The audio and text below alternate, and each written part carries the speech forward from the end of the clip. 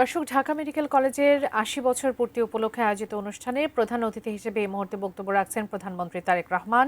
আমরা সরাসরি যুক্ত হচ্ছি সেখানে। কিভাবে ঢাকা মেডিকেল কলেজ আমাদের সেই ভাষা আন্দোলনে অবদান রেখেছে আমরা দেখেছি। সেখানে আমরা জানি 1971 সালের আমাদের মহান মুক্তিযুদ্ধে ঢাকা মেডিকেল কলেজ কিভাবে সেখানে অবদান রেখেছে।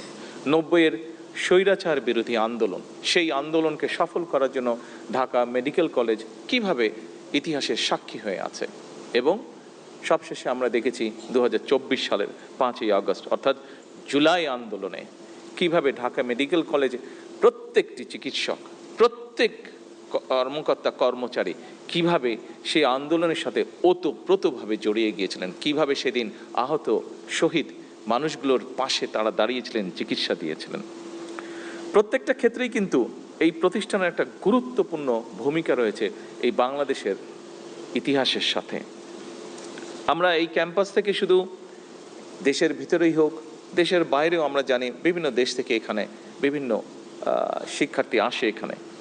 আমরা যে শুধু ভালো ভালো চিকিৎসকই তৈরি করেছি শুধু তা নয়, এখান থেকে আমরা, যদিও এই বিষয়টি নিয়ে এখানে আলোচনা হয়েছে, তারপরেও এখান থেকে আমরা শিক্ষক, গবেষক, সমাজ নেতা, মুক্তিযোদ্ধা, এইরকম অনেক মানুষকে তৈরি করিয়েছি আমরা এখানে। আজকে কয়েকজন চিকিৎসক আছেন, সামনেও আমাদের চিকিৎসক আছেন, আমাদের বিরোধী দল থেকে একজন এখানে চিকিৎসক আছেন যিনি সংসদ সদস্য, সরকারি দল থেকে আছেন, মিনিস্টার আছেন, এমপিজ আছেন, যারা পেশাগতভাবে ডাক্তার, কিন্তু এই মেডিকেল কলেজ থেকেই তারা বেরিয়েছেন। ঐতিহাসিক ঐতিহ্যবাহী এই যে মেডিকেল কলেজ 81তম প্রতিষ্ঠা বার্ষিকী উপলক্ষে প্রথমে আমি সাবেক এবং বর্তমান শিক্ষক, শিক্ষার্থী, ডাক্তার, নার্স, স্বাস্থ্যকর্মী সহ এই প্রতিষ্ঠানের সাথে যারা বিভিন্নভাবে জড়িত প্রত্যেককে আমি জানাই আন্তরিক অভিনন্দন আজকের এই দিনে। একই সাথে আমার মনে হয় ঢাকা মেডিকেল কলেজের এই 81তম প্রতিষ্ঠা বার্ষিকী উপলক্ষে আমরা যারা আমাদের সামনে আছেন, যারা আমাদের আশেপাশে আছেন, যাদেরকে আমরা দেখতে পাচ্ছি, কথা বলতে পারছি, তাদেরকে যেরকম স্মরণ করা উচিত। আজকের এই দিনে বোধহয় এমন অনেক মানুষ আছেন, আমরা ভিডিওতে দেখেছি, টিকটকে ডকুমেন্টারিতে দেখেছি, যারা আমাদের মাঝে নেই, কিন্তু এই প্রতিষ্ঠানকে বেড়ে উঠতে যারা সাহায্য করেছেন, এই মানুষগুলোকে আমরা যারা আমাদের সামনে আছেন, যারা আমাদের আশেপাশে আছেন, যাদেরকে আমরা দেখতে পাচ্ছি, কথা বলতে পারছি, তাদেরকে যেরকম স্মরণ করা উচিত। আজকের এই দিনে বোধহয় এমন অনেক মানুষ আছেন, আমরা ভিডিওতে দেখেছি, টিকটকে ডকুমেন্টারিতে দেখেছি, যারা আমাদের মাঝে নেই, কিন্তু এই প্রতিষ্ঠানকে বেড়ে উঠতে যারা সাহায্য করেছেন, এই মানুষগুলোকে আমি মনে করি আজকের দিনে শ্রদ্ধার সাথে স্মরণ করা উচিত। সকল সম্মানিত উপস্থিতিবৃন্দ, ঢাকা মেডিকেল কলেজের এই যে যাত্রা, এই যাত্রাপথে দেশের সকল প্রান্তের সকল মানুষের কাছে কোনো না কোনোভাবেই মেডিকেল কলেজটি পরিচিত। বিশেষ করে রাজধানীর মানুষের সার্বক্ষণিক একটা নির্ভরতার প্রতীক হচ্ছে এই ঢাকা মেডিকেল কলেজ। এই হাসপাতালের কোনো একটি কক্ষে, এটাও আমরা দেখেছি, আমি যে বক্তব্যটা দিতে যাচ্ছি সেটাও ডকুমেন্টারিতে সুন্দরভাবে ফুটে উঠেছে, কক্ষে অথবা করিডোরে প্রতিদিন এরকম অনেক মানুষ আছে। কেউ হয়তো আনন্দে ভরে উঠছেন, আবার বেদনাতেও ভরে যাচ্ছে যার মন। এখানে নতুন জীবন স্পন্দন যেরকম এখানে তৈরি হচ্ছে, একইভাবে হয়তো এখানে অনেক জীবন আলো নিভে যাচ্ছে। টেলিস্কোপ হাতে এক প্রান্তে যখন একজন ডাক্তারের, টেলিস্কোপের একটা প্রান্তে যখন একজন ডাক্তারের কানে থাকে, ঠিক অন্য প্রান্তে তখন স্পন্দিত হয় একটা মানুষের জীবন। আর চিকিৎসক এবং রোগীকে ঘিরে আবর্তিত হয় কিন্তু একটা পরিবারের অগাধ বিশ্বাস। সম্মানিত উপস্থিতিবৃন্দ, যারা চিকিৎসা পেশায় নিয়োজিত রয়েছেন, একটু আগেও আমি যে কথাটি বলেছি আলোচনা প্রসঙ্গে, কিংবা একজন চিকিৎসক হওয়া পর্যন্ত যারা পড়াশোনা করছেন, আমাদের ইন্টার্নি যারা আছে তারাও তাদের বিষয়গুলো তুলে ধরেছে আমাদের কাছে। প্রত্যেকটা মানুষের মনোজগতে কিন্তু আমরা যারা নন ডাক্তার, আমাদের যাদের চিকিৎসা আপনাদেরও প্রয়োজন হয়, তারপরেও আমরা মনে করি যে আপনারা সবসময় সুস্থই থাকেন। আমরা যারা নন ডাক্তার, আমাদের চিন্তা ভাবনায় কিন্তু আপনারা এমন একজন মানুষ হিসাবে আমরা আপনাদেরকে চিন্তা করি, যার কাছে কিন্তু আমরা একটা ভরসা পাই, যার কাছে আমরা ভরসা পাই একটা পরম বন্ধু হিসাবে। বিশেষ করে মানুষ কখন যায় আপনাদের কাছে? মানুষ আপনাদের কাছে যায় কিন্তু বিপদে পড়লেই। এবং একজন মানুষ বিপদে পড়ে যখন আরেকজন মানুষের কাছে যায়, তখন কিন্তু সে সেই মানুষটাকে তার ভরসার আশ্রয়স্থল মনে করে বলেই কিন্তু তার কাছে যায়। সেরকম একটি পরিস্থিতিতে মানুষ আপনাদের কাছে যায়। চিকিৎসকগণই কিন্তু রোগে শোকে কাতর মানুষের পরম বন্ধু হয়ে ওঠেন, এবং এই কথাটি আমি আমার জীবনে এটি উপলব্ধি করেছি। এই দেশেরই প্রখ্যাত কয়েকজন চিকিৎসক আমার মাকে অনেকগুলো বছর ধরে চিকিৎসা দিয়েছেন। প্রত্যেক মুহূর্তে ওনারা তাকে টেক কেয়ার করেছেন। উনি মৃত্যুর কিছুদিন আগে উনি বিদেশে গিয়েছিলেন। এখানে ডিবেট হচ্ছিল আমাদের মধ্যে যে আবার ওনাকে নিব কি নিব না, নিব কি নিব না।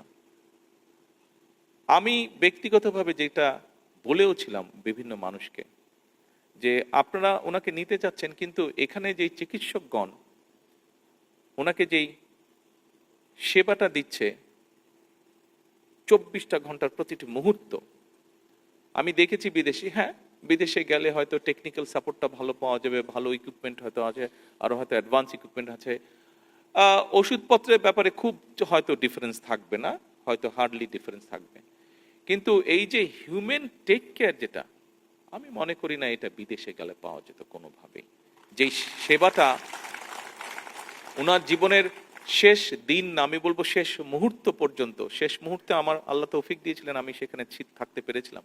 আমি দেখেছি সেই মানুষগুলো কিভাবে ওনাকে সেবা দিয়েছেন, কিভাবে শুশ্রূষা করেছেন ওনার।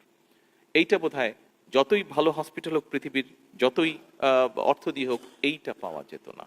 সেজন্য ব্যক্তিগতভাবে আমি সেই মানুষগুলোর কাছে অত্যন্ত কৃতজ্ঞ।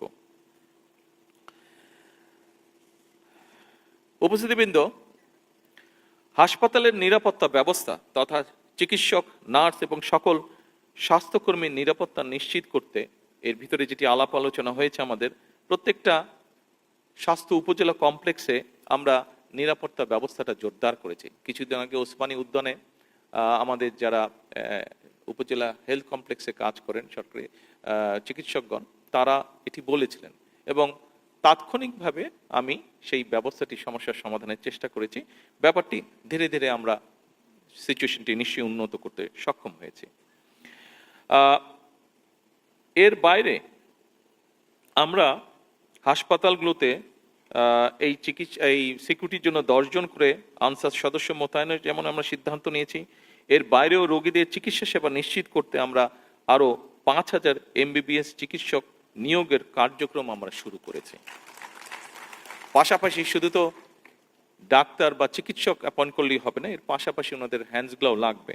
ফলে আমরা নার্স, মেডিকেল টেকনোলজিস্ট যেটি আমরা আলাপ করেছি, ফার্মাসিস্ট, মিডওয়াইফ এবং অন্যান্য স্বাস্থ্য পেশাজীবী যেগুলো আছে, বিদ্যমান আছে, সেগুলো শূন্য পদও দ্রুত তার সাথে যাতে এই শূন্য পদগুলো পূরণ করা যায় সেটির প্রক্রিয়ার কাজও আমরা শুরু করেছি।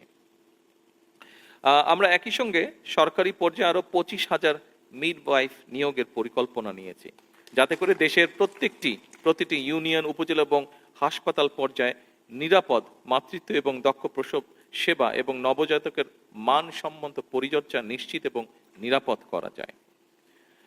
সম্মানিত উপস্থিতিবৃন্দ, prevention is better than cure, এটা আমরা প্রত্যেকে জানি। এটার জন্য আপনারা যারা ডাক্তার আছেন তারা আপনারা অবশ্যই ভালো করে জানেন। সরকার এই নীতিতে সবার কাছে আমরা স্বাস্থ্য এবং চিকিৎসা সেবা, এই নীতির ভিত্তিতে আমরা জনগণের দৌড় গোড়ায় পৌঁছে দিতে চাই। এখানে আমরা দেখেছি একটু আগে একজন ডাক্তার বলেছেন ওনার বক্তব্যে যে 2 দিনে 800 রোগীকে আপনাদের টেক কেয়ার করতে হয়েছে, যেটা একজন ডাক্তারের জন্য আসলেই এটা একটা অমানবিক অবস্থা হয়ে ওঠে অনেক সময়। এবং সেজন্যই আমরা চিন্তা করেছি, এই চিন্তাটা করা থেকেই, এবং ডক্টর জুবাইদা উনি ইম্পেরিয়াল থেকে যে এমএসটা করেছিলেন সেটা ওনার ছিল প্রিভেনশনের উপরে।